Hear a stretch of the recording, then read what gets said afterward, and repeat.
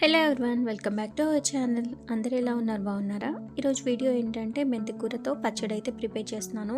ఈ పచ్చడిని వేడివేడి అన్నంలో వేసుకొని తింటే చాలా టేస్టీగా ఉంటుంది. మీకు కూడా నచ్చుతుంది. తప్పకుండా ఇలా ఒకసారి ట్రై చేసి చూడండి. చాలా ఈజీగా ప్రిపేర్ చేసేసుకోవచ్చు. ఎలా ప్రిపేర్ చేసుకోవాలో చూద్దామా? ముందుగా పచ్చిమిర్చి, అలానే పుదీనా, కొత్తిమీర, కరివేపాకు తీసుకున్నాను. పచ్చిమిర్చి చాలా స్పైసీగా ఉన్నాయి, అందుకే నేను ఇక్కడ ఒక 5 మాత్రమే తీసుకున్నాను. అలానే ఒక 2 మీడియం సైజ్ టమాటాస్ తీసుకున్నాను. అలానే మెంతికూర, ఒక పెద్ద కట్ట మెంతికూరని ఇలా ఒలిచి పెట్టుకున్నాము. శుభ్రంగా కడిగేసి పెట్టేశాను. అలానే స్టవ్ పైన పాన్ పెట్టుకుని ఒక 2 స్పూన్స్ వరకు ఆయిల్ హీట్ చేసుకోవాలి. ఆయిల్ హీట్ అయిన తర్వాత ఒక 1 స్పూన్ వరకు పచ్చిశనగపప్పు, అలానే 1/2 స్పూన్ మినపప్పు వేసుకోవాలి. అలానే ఒక 2 స్పూన్స్ వరకు పల్లీలు వేసుకోవాలి. ఇవి కొంచెం ఫ్రై చేసుకోవాలన్నమాట. శనగపప్పు, మినపప్పు, పల్లీలు ఇవి కొంచెం ఫ్రై అయిన తర్వాత ఇప్పుడు ఇందులో ఒక 1 స్పూన్ వరకు ధనియాలు వేసుకోవాలి. తర్వాత 1/2 స్పూన్ జీలకర్ర వేసుకోవాలి. ఒకసారి మళ్ళీ ఇవి కూడా కొంచెం ఫ్రై అవ్వనివ్వాలి. ఇవి కొద్దిగా ఫ్రై అయిన తర్వాత ఇప్పుడు ఇందులో పచ్చిమిర్చిని కూడా యాడ్ చేసుకుందాం. చూసారు కదా, ఇలా కొంచెం ఫ్రై అయిన తర్వాత ఇప్పుడు ఇందులో పచ్చిమిర్చిని కూడా వేసి ఒకసారి కదుపుకొని ఇవి కొంచెం ఫ్రై అవ్వనివ్వాలి.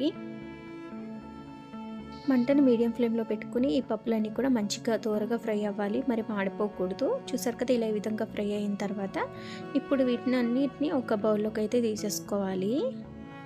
స్టవ్ ఆఫ్ చేయకుండా ఇలా ఈ విధంగా ఒక బౌల్లోకి తీసేసుకుని ఇదే ప్యాన్లో ఇంకొంచెం ఆయిల్, ఒక 1 స్పూన్ వరకు ఆయిల్ వేసుకోవాలి.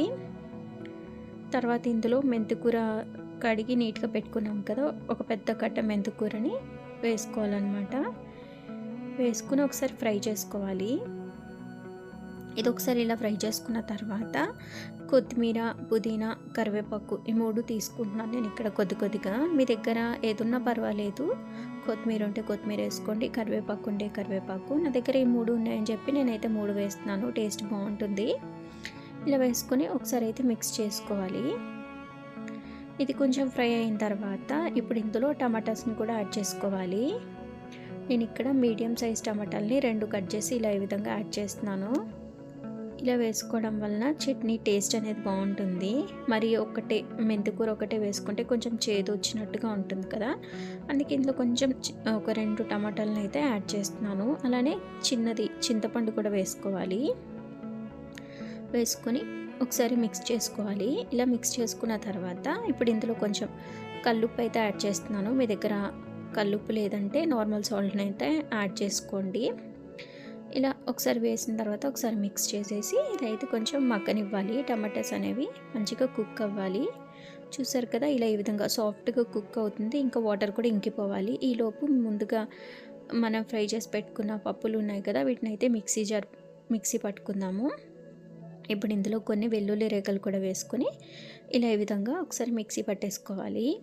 చూసారు కదా, ఇలా ఈ విధంగా కచ్చపచ్చగా మిక్సీ పట్టుకోవాలి. ఇప్పుడు ఇందులో టమాటాస్ కూడా కుక్ అవుతున్నాయి కదా, మంచిగా కుక్ అయిపోయినాయి అనమాట. ఇది స్టవ్ ఆఫ్ చేసేసుకుని చల్లారనివ్వాలి. ఇది చల్లారిన తర్వాత ఇందులో యాడ్ చేసుకోవాలి. నేను చల్లారిన తర్వాత యాడ్ చేస్తున్నాను. చూసారు కదా, ఇది మొత్తం కూడా యాడ్ చేసేసుకున్న తర్వాత లిడ్ క్లోజ్ చేసేసి మెత్తగా మిక్సీ పట్టేసుకోవాలి. ఆఫ్ చేస్తూ ఆన్ చేస్తూ అలా మిక్సీ పట్టుకుంటే మనకి ఇలా చట్నీ అనేది రెడీ అవుతుంది. చూసారు కదా, మెంతికూర పచ్చడి అయితే రెడీ అయిపోయింది.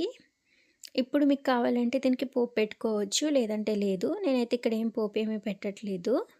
దీన్ని అయితే ఒక బౌల్లోకి అయితే తీసేస్తున్నాను. చూసారు కదా, చాలా సింపుల్గా మెంతికూర పచ్చడిని అయితే ప్రిపేర్ చేసేసుకోవచ్చు. వేడివేడి అన్నంలో ఈ పచ్చడి వేసుకుని 1 స్పూన్ నెయ్యి వేసుకొని తింటే అసలు చాలా టేస్టీగా ఉంటుంది. ఈ వీడియో నచ్చితే ఒక లైక్ చేయండి.